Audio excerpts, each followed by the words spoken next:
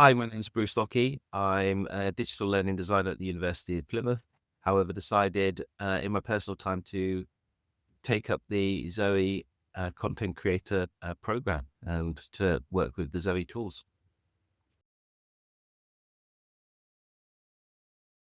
Within kind of university setups, so I just kind of talk quite broadly that there's so many different kind of faculties and different schools that it's sometimes quite difficult for VR to be implemented across the board.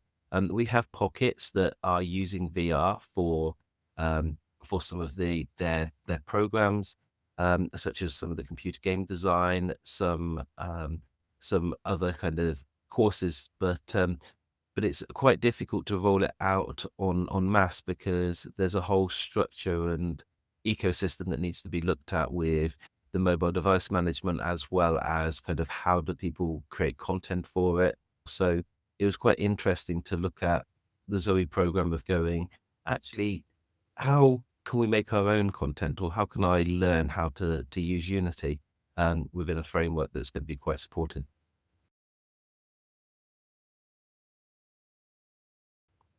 My prototype was looking at anaphylaxis training. And it was just this side of how can we end up using digital platforms to kind of teach skill-based learning.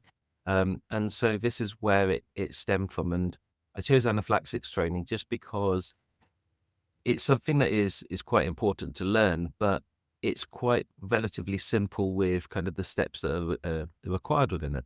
And also having the MX Ink from Logitech as well is a fantastic tool, and it was just to be able to use the pen in a different way. So this is where my scenario was looking at somebody who's experiencing anaphylaxis, and you ended up having to go pick up an EpiPen, go to the person who is experiencing the allergic reaction, um, and use the EpiPen and jab it into their thigh, hold it for 3 seconds, and then you'd be able to go off and call for the emergency services. So initially it was scripted with support with text boxes, but then in the second stage, when using it into the second scenario, the text boxes were removed. So it was looking at how a learner's knowledge can be applied. So initially, very first time is very supportive with text boxes and the processes that they had to carry out. And then secondly, it was looking at that process of, okay, so what knowledge do they have and how can they implement it themselves? So the application of knowledge. If I was to look at continuing the anaphylaxis, it would be looking at creating a scenario where it would be within a bunch of kind of non-playable characters, and then you end up having to spot and identify somebody who is experiencing an allergic reaction, and then looking to administer the EpiPen. But the main thing for me is it's looking how easy is it going from nothing to something. And I think that that's one of the big concerns that lots of people have. And I didn't have any Unity experience really before this program. And to see how easy it was to use the tool and to start from a blank canvas and then build up with the environment and the interactions. Because once you end up getting into that stage, if you've got the basis, then you can always swap things out. Um, I think that there's a huge big buildup, that you can end up looking at, Freed-off experiences where you could take imagery from, a 360 camera where students are just looking around, and then you can develop discussion from that. But that's only a very flat and it's the traditional way that VR was introduced now coming up to almost 20 years ago. You can look at your triggers, you look at your colliders, and create something very quickly on that side. But it goes back to that authenticity of is it going to be used for your learning outcomes and how is it built? But I think that you need to look at how you can embed VR within the curriculum, where it is a natural fit, but not think of it as a toy, a gimmick, because it needs to have that level of use.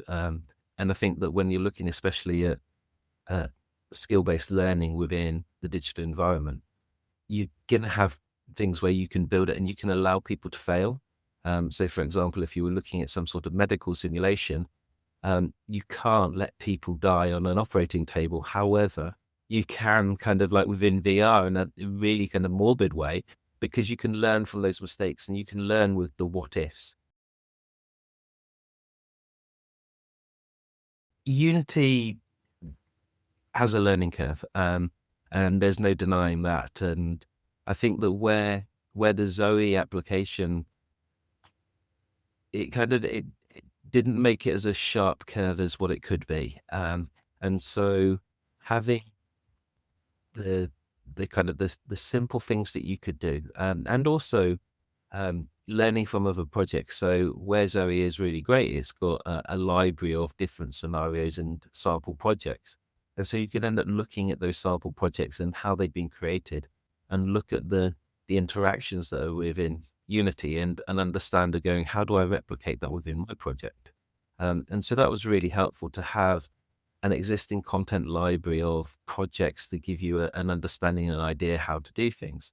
But then with Unity, you can go very, very deep within it. And I believe I'm still kind of skimming the surface of what can it do. And I think that this is where the plugin was fantastic. The Zoe plugin was fantastic because I didn't need to go into too much depth to be able to get working prototypes and working models kind of.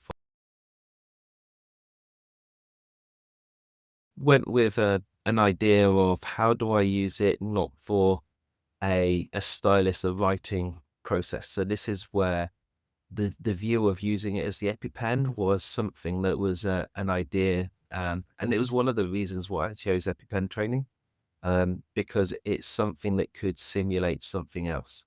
And I think that this is where kind of by having the MX Ink and having an additional controller, a different way of something being tracked. And it also has that haptic, that feel where actually I'm not feeling as if I'm holding a controller. I'm feeling as if I'm holding uh, something that is more cylindrical, and it could be an EpiPen, or it could be a syringe, or it could be something else. And so this is where kind of like the feel and the use with the MX Ink was a fantastic tool for going into the EpiPen training. What I ended up having is that you'd end up starting off with the pen as is, and then when you ended up picking up the EpiPen, then the pen would transform into the EpiPen. So you could pick it up, you could look at it in front of you, and so that you could actually read and see it as an EpiPen. So that where we're kind of looking at your locomotion, your movement, and then things looking as if they would be in real life. That's where it was trying to kind of move to that way. So it was a fantastic tool for my scenario.